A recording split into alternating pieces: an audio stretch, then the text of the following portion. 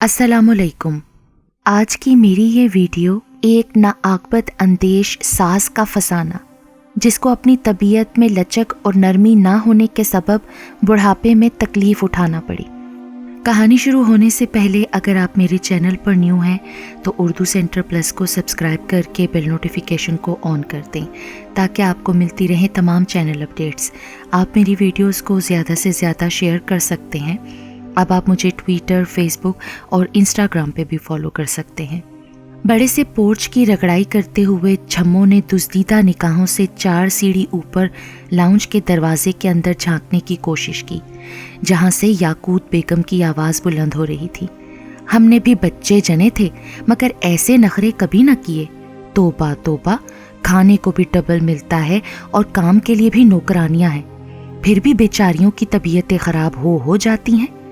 छम्मो ने तेजी से हाथ चलाते हुए पोर्च का काम खत्म करते हुए लॉन में लगे नल से हाथ पांव धोकर फौरी तौर पर लाउंज में एंट्री दी और मायने खेज नज़रों से वहां के माहौल का जायजा लेते हुए बड़े से आबनूसी झूले के पास ज़मीन पर बैठकर याकूत बेगम के पांव दाबने शुरू कर दिए। वो दुबई में मुकीम अपने भाई भाभी से व्हाट्सएप पर बात कर रही थी। छम्मो को अपने पांव दाबने पर पुरशफकत सी मुस्कुराहट से नवाजा। वे नौशीन, छम्मो ने काम कर लिया, इसे रोटी तो दे। नौशीन जो कि उनकी बहू थी, उससे बात करते हुए उनकी शफीक से मुस्कुराहट गुसीली तेवरी के बलों में बदलते हुए छम्मो ने बड़ी दिलचस्पी से देखा। उसे बड़ा मज़ा आता था जब बेचारी नौशीन बाजी उसके सामने होने वाली अपनी बेइज्जती पर सटपटा कर उससे नज़रें चुराती थी। जब वो पहली मर्तबा इनकी कोठी में काम करने लगी थी तो बाजी नौशीन की और भाई शाहिद की शादी हुए 5 माह हो चुके थे और उनके सास ससुर दूसरे शहर में रहते थे। सुना था कि जब सास ससुर वहाँ से उसी साल रिटायर हो जाएंगे तो इस शहर में बनाई गई अपनी इस कोठी में आ जाएंगे। अभी तक फ़िलहाल उन्होंने अपने बेटे को यहाँ सेट करके उसकी शादी भी यहाँ ही कर दी और ख़ुद वापस चले गए। उनकी बेगम भी उन्हीं के साथ थी। वजह मियाँ से मोहब्बत नहीं थी बल्कि ये थी कि मियाँ की जहाँ नौकरी थी वहीं उनका सारा मैका रहता था और वो उस शहर से दूर यहाँ पर कोठी बनाने के फैसले पर बहुत नाखुश थी। छम्मो के साथ बाजी नौशीन का रवैया बुरा तो ना था मगर उसे हर वक्त बना संवरा निक सिक से दुरुस्त तैयार श्यार देखकर एक हुक सी उठती थी छम्मो के दिल में कि हमारे ऐसे नसीब क्यों नहीं। और अब जबकि नौशीन बाजी के घर नए मेहमान की आमद की पहली खुशी थी तो उनकी सास अम्मा याकूत बेगम उनके पास क्या आ गई कि बाजी नौशीन को रोज़ एक से एक जली कटी सुनने को मिलती। पहले और आज के ज़माने का तकाबली जायज़ा लिया जाता। बहू के मैके जाने और मैके वालों के आने पर तबसरे, पाबंदियाँ और भाई शाहिद जो अपनी अम्मा की आमद से पहले बाजी नौशीन के इर्द गिर्द ही रहते थे, अब उनको भी अपनी बेगम के कामों में, बातों में, यहाँ तक के मैके वालों में भी खामियां नज़र आने लगी थी। और छम्मो के तो गोया दिल की कली खिल गई थी। रोज़ एक नई खबर होती उसके पास दूसरे घर की बाजियों को बताने के लिए। अभी भी याकूत बेगम के पाँव दाबते हुए उसने बाजी नौशीन को अपने आगे खाना रखते देखा मगर फिर भी पाँव ही दाबती रही। ए छम्मो छोड़ दे, बस कर, थक गई हो गई, चल खाना खा ले। याकूत बेगम ने इसी कमाल मेहरबानी से उसे कहा। व्हाट्सएप कॉल बंद हो चुकी थी, गोया ये इशारा था कि अब वो छम्मो को सुनने के मूड में थी। छम्मो भी सालन के शोरबे में रोटी डुबो कर पूरे मोहल्ले की रोदात उन्हें सुनाने लगी। 2 घर छोड़कर जो मलिक साहब रहते थे उनकी छोटी बहू के घर बेटी पैदा हुई है। छम्मो ने खबर सुनाकर पानी का घूंट भरा, गोया एक खबर का हक अदा हो गया। नौशीन ने मौका गनीमत जाना और वहीं साइड पर पड़ी आराम कुर्सी पर टिक गई। याकूत बेगम ने खशमगी निगाहों से उसे देखते हुए छम्मो से कहा, हाँ भाई, ये सुस्ती मारियां निकम्मियां जो इधर उधर लोटे लगाकर आराम फरमाती रहती हैं ना, उन्हीं के घर बेटियां होती हैं। याकूत बेगम को तो अपने 3 बेटे पैदा करने पर बहुत मान था कि जैसे ये उनकी ज़ाती काविश हो। नौशीन ने इस बात पर हड़बड़ा कर हाथ में पकड़े झाड़न से कुर्सी की दर्जों की नादीदा मिट्टी साफ करने की कोशिश शुरू कर दी। यहाँ से फारिग होकर वो किचन के कैबिनेट खोलकर उनकी सुथराई में लग गई। छम्मो ने बातें और खाना खत्म करके नौशीन बाजी को किचन की दोबारा से सफाई करते पाया। अब के इसे उन पर बहुत तरस आया। کہ بیچاری ساس کے تانوں سے بچنے کے لیے کیا کیا کر رہی تھی، مگر ساس تھی کہ مطمئن ہو کے نہیں دیتی تھی۔ اب تو یہ معمول بن چکا تھا۔ میاں اور ساس کو راضی کرنے کے لیے نوشین کا حال یہ تھا کہ روشن دوپہر کو بھی ساس نے رات کہنا ہے تو اس نے بھی رات کہہ دینا ہے۔ سسر صاحب کے دوران جاب بھی ان کے منجلے بیٹے عابد کی تعلیم بھی مکمل ہو گئی تھی، تو اس نے وہیں پر سیٹ ہونے سے پہلے ہی اپنی پسند ماں کو بتا کر شادی کروا لی تھی، اور یاقوت بیگم کو اپنی بھتیجی لانے کے خواب کو دل میں دبا کر مجبوراً اس کی شادی کرنی پڑی تھی۔ بڑا بیٹا شاہد مزاج کا تیز تھا، اس کو ان کے میکے والے رشتہ دینے پر تیار نہ تھے، اور منجلے نے اپنی پسند بتا دی تھی، جو تھی تو خاندان کی ہی مگر سسرالی خاندان کی۔ اس بات نے بھی یاقوت بیگم کی انا پر کاری ضرب لگائی تھی، اور اب ان کی منجلی بہو سے تو ٹھنی تھی ہی، مگر حفظ ما تقدم کے طور پر وہ بڑی بہو کے پر پہلے ہی کاٹ دینا چاہتی تھیں تاکہ بڑا بیٹا تو ہاتھ میں رہے۔ وہ اپنے بیٹے شاہد کو پیار سے مٹھو کہتی تھی۔ مٹھو، یہ نوشین کے گھر میں تو کیسے کھانا کھا لیتا ہے؟ تیری ساس کو تو ذرا بھی ڈنگ نہیں پکانے کا۔ یاقوت بیگم نے مالٹوں پر نمک چھڑکنے کے ساتھ ہی نوشین کے زخموں پر بھی چھڑک دیا۔ ہاں اماں، صحیح کہہ رہی ہیں آپ، نیری جاہل ہے میری ساس، نہ پکانے کا ڈھنگ نہ کھلانے کا۔ نوشین، تم بھی امی سے سیکھنا کھانا پکانا، اپنی ماں جیسے کھانے بنانے چھوڑ دو اب۔ شاہد بھلا کیوں پیچھے رہتا؟ سسرال کی طرف سے کی گئی ساری عزت پیار دوستی بھول کر ماں کی ہاں میں ہاں ملا رہا تھا۔ جی امی، آپ ٹھیک کہہ رہی ہیں، میری اماں کو تو بالکل طریقہ سلیقہ نہیں، میں نے اپنی دادی سے سب سیکھا ہے، ہماری اماں کو تو کچھ بھی نہیں آتا تھا۔ ایک مرتبہ نوشین نے اپنے آپ کو اپنی ماں کی ذات سے الگ کرتے ہوئے کوئی ایسا واقعہ سنانا شروع کر دیا کہ جس سے ساس اور میاں ہنس ہنس کر لوٹ پوٹ ہو گئے۔ آخر اس کی ماں کے پھوڑ پن کا واقعہ جو تھا، بھابھی، آپ کے بڑے والے بھائی پنجابی فلموں کے ولن لگتے ہیں۔ چھوٹے دیور ساجد نے، جو چھوٹا ہونے کے باعث زیادہ لاڈلا تھا اور ساس کے حکم کے مطابق اس کے لیے بچوں جیسا تھا، اس کے مذاق بھی بڑے ہنسانے والے ہوا کرتے۔ نوشین ان پر اتنا ہنستی کہ ہنستے ہنستے اس کی آنکھوں میں پانی آ جاتا۔ منجلی بہو اپنے میاں اور دونوں بیٹیوں کے ساتھ سسرال رہنے آئی ہوئی تھی۔ بڑی رونق لگی ہوئی تھی۔ نوشین کچن میں گھسی کھانے بنا رہی تھی۔ اس کے دونوں بیٹے انتظار میں تھے کہ ماں ان کی طرف بھی دیکھ لے، مگر اس کے پاس وقت کہاں تھا۔ وہ تنگ آ کر اپنے چھوٹے چچا کے ساتھ گلی میں کرکٹ کھیلتے رہے۔ منجلے دیور دیورانی روزانہ دوپہر کا کھانا کھاتے ہی نکل جاتے اپنی بیٹیوں کے ساتھ گھومنے کے لیے۔ نوشین کے بچوں کو ساتھ لے جانا ممکن نہیں تھا کیونکہ وہ بائک پر جاتے تھے۔ نوشین دوپہر کے بعد رات کی تیاری کے ساتھ ساتھ ساس کی وہ تمام باتیں بھی سنتی جاتی کہ جو منجلی بہو کے خلاف ہوتی۔ ایک عجیب سا سکون رگوں پہ میں اترتا۔ یاقوت بیگم وہ تمام گالیاں اور گھٹیاں القابات جو منجلی کے منہ پر نہ کہہ سکتی تھیں، بڑی کے ساتھ بیٹھ کر دل کی خوب بھڑاس نکالتی۔ بیچ میں چھوٹا بیٹا ساجد بھی ٹھیک ٹھاک حصہ لیتا، اور شاہد دونوں ساس بہو کے درمیان اتنا بہناپا اور اپنے چھوٹے اور لاڈلے بھائی کی بڑی بھابھی سے اتنی انسیت دیکھ کر خوشی سے پھولے نہ سماتا۔ ابے یار، میرا بڑا سالہ بہت ہی کمینہ ہے، میں نے تو کھینچ کر رکھا ہے سب سسرالیوں کو۔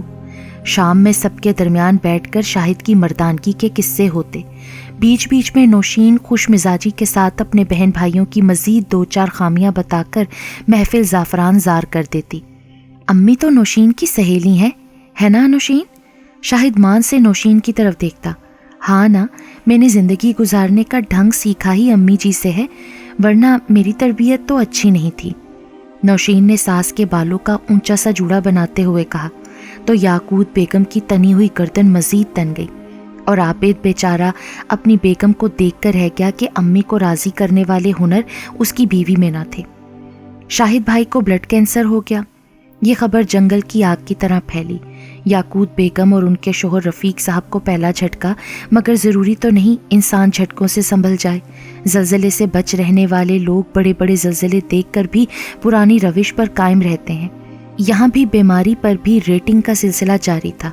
کس نے اس بیماری میں ہمارا کتنا ساتھ دیا؟ ہر کوئی مقدور بھر اپنے اپنے گولڈ میڈل حاصل کرتا رہا، جس میں ہمیشہ کی طرح یاقوت بیگم کے میکے کا پلہ بھاری رہا۔ جیسے یاقوت بیگم کے گھر کی سبزی سودا، ان کی دوا علاج، ان کے کپڑے، سب کچھ ان کے میکے سے ہی ملتا تھا، اور یاقوت بیگم کے میاں نے ساری زندگی کی کمائی سے صرف گھر بنایا تھا۔ باقی سب کچھ ان کے میکے کی طرف سے تھا، یہاں تک کہ بچے بھی میکے والوں نے پالے تھے۔ سو اب کینسر کا علاج تو فلاحی ادارے سے ہو رہا تھا، مگر شفا پھر بھی یاقوت بیگم کے میکے والوں کی جانب سے ہی تھی، جن کا یہاں آنا تو ممکن نہ تھا، مگر پھر بھی سارا جگ جانتا تھا میکا ہو تو بیگم یاقوت کے میکے جیسا۔ نوشین کے دونوں بیٹے جو پہلے ہی ماں باپ کی عدم توجہ اور دادا دادی کے بیجا روک ٹوک اور بے تکے لاڈ کے سبب مشہور ہو رہے تھے، اب تو ان کی زندگی میں باپ کی بیماری کے باعث عجیب عجیب سے خدشات اور تحفظات بھی شامل ہو گئے تھے۔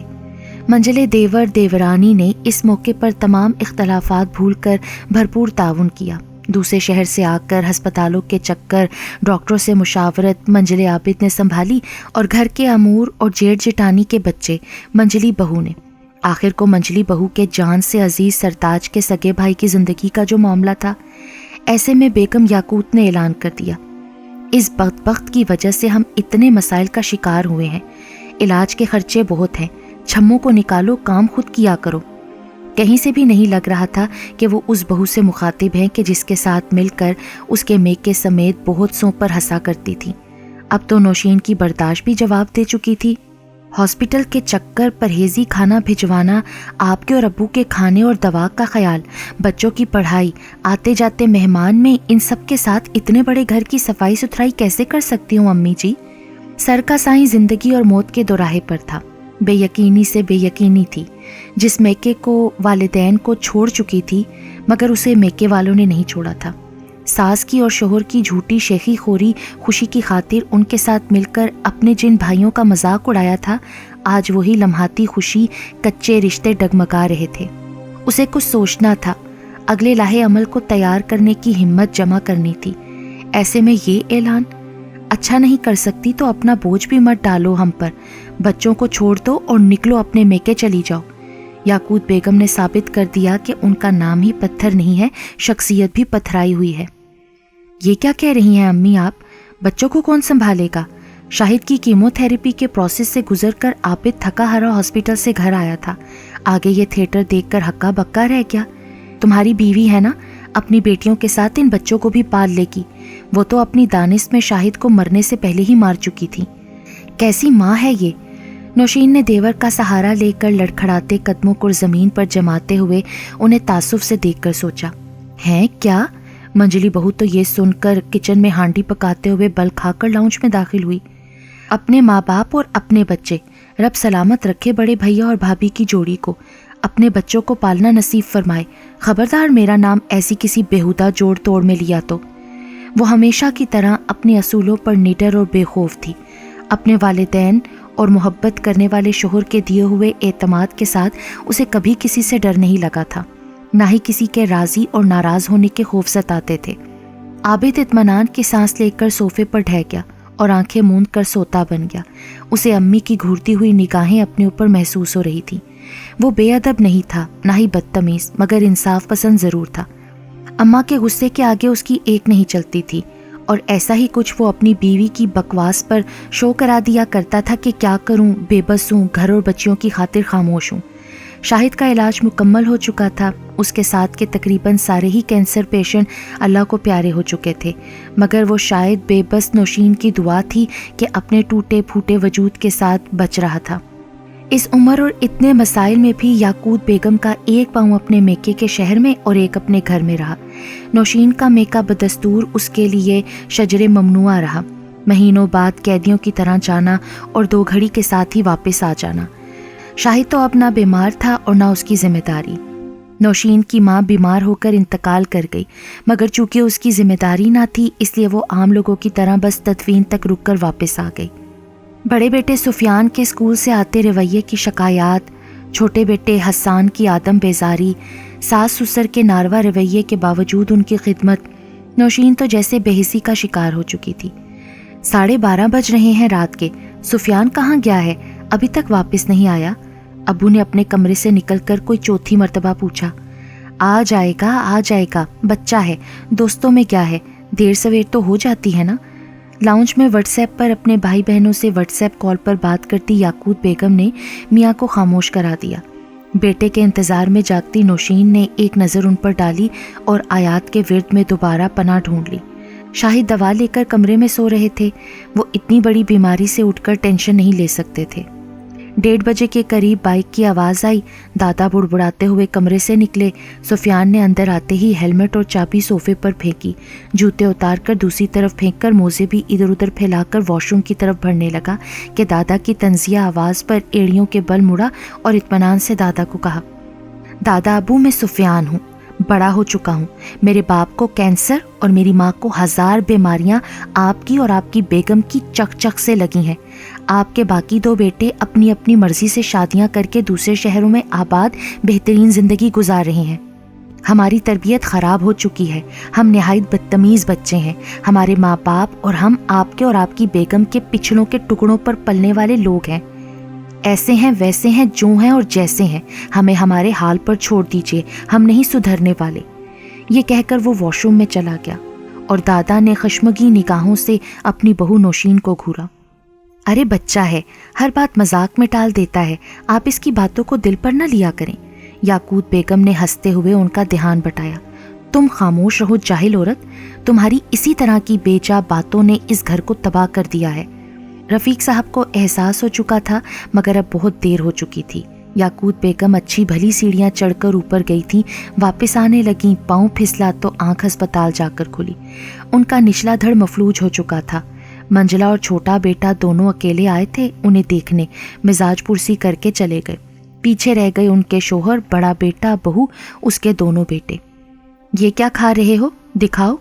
ادھر رسی جل گئی تھی پر بل نہیں گئے تھے۔ حسان کو پیالے میں کچھ کھاتے دیکھ کر اپنے بستر سے اچک کر دیکھا اور وہ بولی، ہم جو بھی کھا رہے ہیں اس کے پیسے ہمارے نانا ابو نے دیے ہیں، آپ جائیں اپنے بھائیوں سے مانگ کر کھا لیں۔ اب کہ حسان کے بجائے سفیان نے جواب دیا، بدتمیز، ماں نے تمہیں تمیز نہیں سکھائی؟ یاقوت بیگم بدبدا کر بولی، جی درست فرمایا آپ نے، ہماری ماں کو آپ کی غلامی اور سب کی بیماریوں سے فرصت ہی نہیں ملی کہ وہ ہماری تربیت کرتی، اس لیے ہم بدتمیز ہیں۔ سفیان نے بھی دو بدو جواب دینے کا ہنر دادی سے ہی سیکھا تھا، وگرنہ اس کی ماں تو ایسی نہ تھی۔ وہ خاموش ہو گئی۔ مجھے آ کر لے جاؤ، میں یہاں مر جاؤں گی۔ یاقوت بیگم نے رات کو فون پر اپنے بھائیوں کو دہائی دی، ایسے کیسے آ سکتی ہو تم؟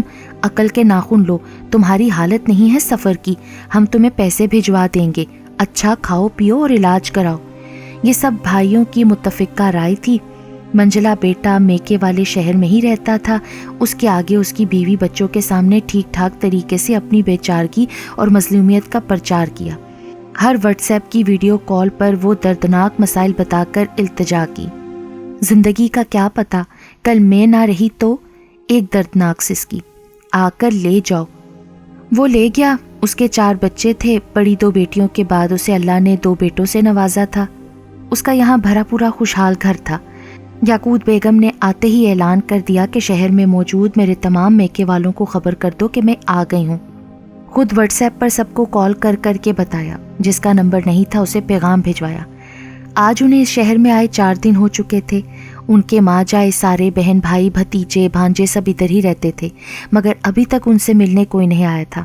عابد، او عابد، جی اماں، سن تو نے سب کو بتا دیا تھا نا میرا؟ یاقوت بیگم نے وہ سوال پوچھا جو وہ یہاں آنے کے بعد سے روزانہ 10 سے 12 مرتبہ پوچھتی تھی۔ اماں آپ سے روزانہ ہی سب کی واٹس ایپ پر بات ہوتی رہتی ہے نا، آپ خود پوچھ لینا۔ ماں کے تو تن بدن میں آگ لگ گئی، ان کو تو موقع چاہیے تھا۔ بڑبڑاتے ہوئے فون اٹھایا، بھائی کو فون کیا، ایک بہن اور 2 اور بھائیوں کو کانفرنس کال میں بلوا کر جو رونا شروع کیا۔ میں لاوارث ہو گئی، میرا بیٹا بیمار، اس کے بیوی بچے لاچاروں بیمار، یہاں آؤ تو یہ لوگ تانے دے رہے، تمہارے میکے والے تو آ کر تم سے ملے تک نہیں۔ کیا زندگی ہے میری، اتنے دکھ اٹھا کر آج لبے مرگ پڑی ہوں، کوئی پرسانے حال نہیں۔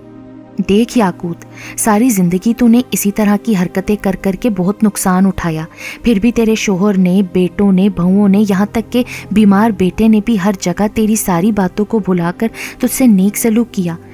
ہم نے تجھے تسلی دینے کو تیری بری بھلی سب باتوں کو سنا اور کبھی کچھ نہیں کہا۔ اب بس کر دے، ہم بھی بہوؤں دامادوں والے ہو چکے ہیں، اب سچ میں چل چلاؤ ہے، سدھر جاؤ۔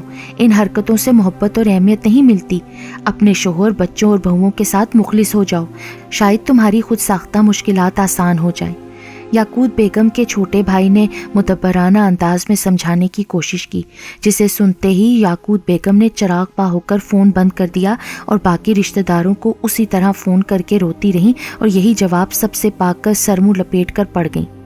2 दिन से अम्मा ने ठीक से खाना नहीं खाया, कमज़ोरी बढ़ गई है उनकी। आबिद की बीवी ने परेशानी से शोहर को बताया। वो नहीं खाएंगी, उन्हें ड्रिप लगवाने के लिए डॉक्टर बुलाता हूँ। आबिद इन सब बातों का आदी था।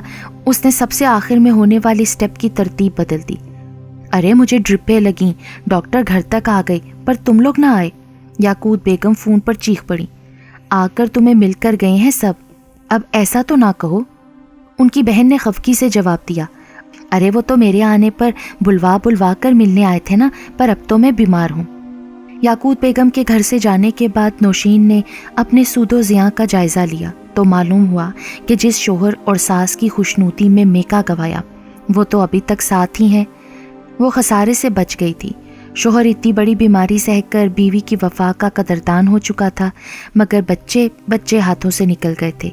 एक आंसू ढलक कर रुखसार पर ठहर गया, जिसे लाउंज में आते सुफियान ने अपनी उंगली की पोर में लेकर झटक दिया। ममा मैं आपका हूँ, आपके साथ हूँ। उसके कदमों में बैठकर सुफियान ने माँ का कमज़ोर सा हाथ अपने हाथ में थाम लिया।